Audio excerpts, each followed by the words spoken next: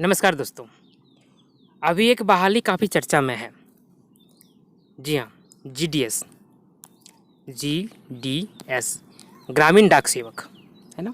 ग्रामीण डाक सेवक नाम से पता चलता है कि ये डाक विभाग का है, यानी पोस्ट ऑफिस का है। इसमें चर्चा का वजह क्या है? इसका टोटल पोस्ट इसका है 38,926। देख रहे हैं यहाँ पे 38,926, लगभग 39,000 पोस्ट इसमें है। और उससे भी बड़ी बात यह है कि इसमें कोई एग्ज़ाम नहीं होगा। अच्छी बात भी है और बुरी बात भी है कि इसमें कोई एग्ज़ाम नहीं है, नो एग्ज़ाम, डायरेक्ट भर्ती। क्या है ये जीडीएस? क्या होता है? क्या करना पड़ता है? कैसे सिलेक्शन होता है? सैलरी कितना मिलने जा रही है? कहाँ पोस्टिंग होगी? कितने घंटे काम करने होंगे? ये सारा डिटेल आज की वीडियो में आपको मिलेगा। देखते हैं हम लोग शुरू से इसको 1 बाय 1 करके। जैसे कि बताया आपने, इंडिया पोस्ट, भारतीय पोस्ट का जीडीएस रिक्रूटमेंट है ये 2022 का। इसका ऑनलाइन फॉर्म भरा जा रहा है। डिटेल क्या है इसका, जो नोटिफिकेशन है ना पीडीएफ में, वो मैं टेलीग्राम में डाल दूँगा। लिंक डिस्क्रिप्शन में रहेगा, आप वहाँ से इसको पूरा पढ़ लीजिए। जो नोटिफिकेशन है पूरा पढ़ लीजिए। अगर समझ में आता है, अच्छा लगता है तो अप्लाई कीजिए, अच्छा नहीं लगता है तो छोड़ दीजिए। लेकिन पोस्ट ज़्यादा है, कम नहीं है ये। 40,000 पोस्ट, ये 39,000 पोस्ट जो है ये कम नहीं है, ठीक है। बाकी आगे आपकी बात है। अप्लाई जो है इसका ऑनलाइन एप्लीकेशन 2 मई से चालू हो चुका है। ये 5 मई तक जाएगा। फॉर्म कैसे भरना है, क्या क्या मिस्टेक हो सकते हैं, इस बारे में एक अलग से वीडियो अपलोड करूंगा मैं, देख लीजिएगा उसको भी। 2 मई से 5 मई तक इसका फॉर्म भरा जाएगा। इसके बाद इसका फ़ी लगेगा, ठीक है। फ़ी लगेगा जनरल और ओबीसी के लिए 100 रुपया। यहाँ 100 है, लाइट का नीचे चमक गया है, ये 100 रुपया है। और SC ST और फिजिकल हैंडीकैप्ड या फीमेल के लिए नील, 0, कुछ नहीं लगेगा। एज होना चाहिए 5 जून 2022, जो इसका लास्ट डेट है एप्लीकेशन का 5 जून, उस डेट को 18 से 40 साल के बीच में होना चाहिए, ये एज होना चाहिए। इसके साथ ही जो रिजर्वेशन कैटेगरी में आते हैं उनके लिए कुछ छूट भी है। SC ST के लिए 5 साल और OBC के लिए 3 साल का छूट मिल जाएगा। इसके बाद कुछ और भी छूटें हैं जो कि आपको नोटिफिकेशन में देखने को मिलेगा, वो पढ़ लीजिएगा उसको। ये जनरली बता रहे हैं आपको। इसका क्वालिफिकेशन क्या है, वो है 10th पास होना चाहिए, जिसमें मैथ और इंग्लिश होना चाहिए। 10th पास होना चाहिए जिसमें मैथ और इंग्लिश पढ़ा हुआ होना चाहिए, ठीक है। इसके साथ ही एक और इसमें रिक्वायरमेंट है, एक ज़रूरी चीज़ है। क्या है वो है लोकल लैंग्वेज जानना। जिस क्षेत्र में आप अप्लाई कर रहे हैं, जिस सर्कल में अप्लाई कर रहे हैं, उस सर्कल में, उस राज्य में, वहाँ जो भाषा बोली जाती है, लोकल लैंग्वेज जो है, वो आपको आनी चाहिए, ठीक है। साथ ही साथ आपको साइकिल चलाना भी आनी चाहिए। साइकिल चलाना आनी चाहिए, इस बात पे हंसिए नहीं, क्योंकि ऐसे बहुत से लोग हैं जिन्हें बाइक चलानी आती है लेकिन साइकिल चलाना नहीं आता है। ऐसे बहुत से लोग हैं जो स्कूटी चला लेंगे, बाइक चला लेंगे, लेकिन साइकिल नहीं चला पाते हैं। तो ऐसे कोई टेंशन की बात नहीं है। अगर आप साइकिल चलाना नहीं जानते हैं तो आप बाइक चलाना जानते हैं, स्कूटी जानते हैं, तो भी आप अप्लाई कर सकते हैं, ठीक है। उससे दिक्कत नहीं है। लेकिन कुछ ना कुछ आना चाहिए, या तो साइकिल या फिर बाइक, दोनों में से कुछ आना चाहिए। सिलेक्शन कैसे होगा? सिलेक्शन होगा, बताया मैंने पहले आपको, इसमें कोई एग्ज़ाम नहीं होगा।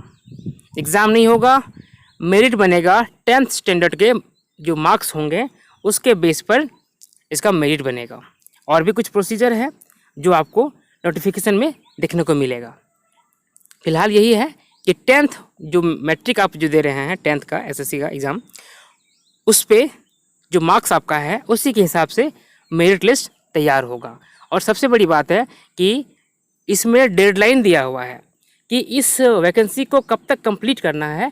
इसका डेडलाइन है, ये डेडलाइन है 15 नवंबर 2022। The selection process will be completed by 15 नवंबर 2022। 15 नवंबर 2022 तक इसको कंप्लीट कर लेना है। नो एग्ज़ाम, डायरेक्ट बहाली, ठीक है। कोई एग्ज़ाम नहीं है। सबसे बड़ी बात, सैलरी क्या मिलेगा इसमें, आपको सैलरी क्या मिलेगा? देखिए 3 पोस्ट हैं, एक बीपीएम, एक एबीपीएम और डाक सेवक। ये तीनों अलग अलग पोस्ट हैं। बीपीएम क्या होता है? बीपीएम होता है ब्रांच पोस्ट मास्टर। क्या होता है? Branch post master. जहाँ ग्रामीण क्षेत्र में जहाँ ब्रांच रहेगा पोस्ट ऑफिस का, आप वहाँ के पोस्ट मास्टर बन जाएंगे तो आपको सैलरी मिलेगी 12,000। कितना मिलेगी? 12,000। वहीं आप एबीपीएम है, मतलब असिस्टेंट ब्रांच पोस्ट मास्टर, या फिर आप डाक सेवक बनते हैं तो आपको सैलरी मिलेगी 10,000। कम लग रही है? 12,000 10,000, हाँ कम तो है, लेकिन ये सैलरी आपको ज़्यादा लगेगा। कैसे? वीडियो को लास्ट तक देखिए, मालूम चल जाएगा आपको कि ये सैलरी है ना ज़्यादा है। कैसे बताएंगे अभी हम। फिलहाल आगे बढ़ते हैं। जॉब प्रोफाइल, काम क्या करना होगा, ठीक है। आपका सिलेक्शन होता है इसमें, तो आपको क्या काम करना पड़ेगा वो जान लीजिए।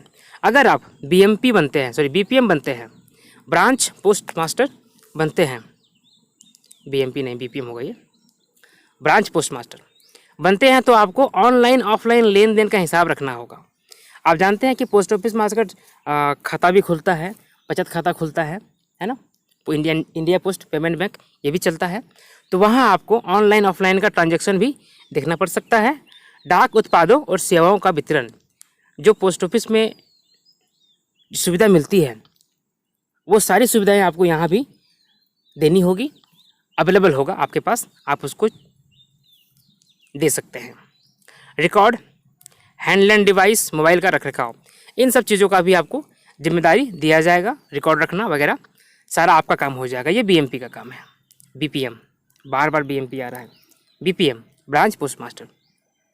अगला है एबीपीएम, असिस्टेंट पोस्ट मास्टर, ठीक है। इनका काम क्या हो सकता है? इनका काम होगा टिकट और स्टेशनरी की बिक्री। पोस्ट ऑफिस में टिकट बिक्री होता है ना, टिकट बेचते हैं ना, तो ये काम इनका है। डाक डिलीवरी, आप पोस्ट को डिलीवर भी करना पड़ सकता है आपको, कोई पोस्ट आया है उसको उसके एड्रेस तक जाके डिलीवर भी करना पड़ सकता है।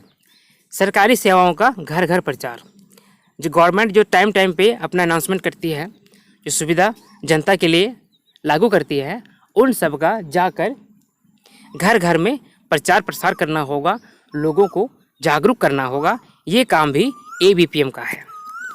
और देखिए इम्पोर्टेंट चीज़, जो डाक सेवक हैं उनका काम क्या होगा? उनका 3 काम होगा मेनली, ये मेनली काम है, और भी काम हो सकते हैं, ये मेनली है। पहला, स्टाम्प की बिक्री, स्टाम्प बिकता है ना। डाक डिलीवरी, पोस्ट को डिलीवर करना। रेलवे मेल सर्विस ऑफिस में छटाई का काम करना।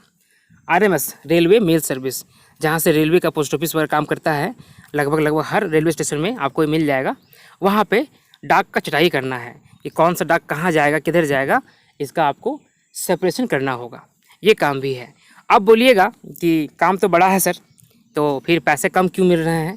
जी नहीं, आपको दिन में सिर्फ काम करने हैं 4 घंटे, डेली आवर्स 4 है ना, डेली आपको सिर्फ 4 घंटे ही काम करने हैं। 4 घंटे आपको लिखा रहेगा, भले अगर अधिक से अधिक हो ना तो 5 घंटा, इससे ज़्यादा काम नहीं करना होगा, ठीक है।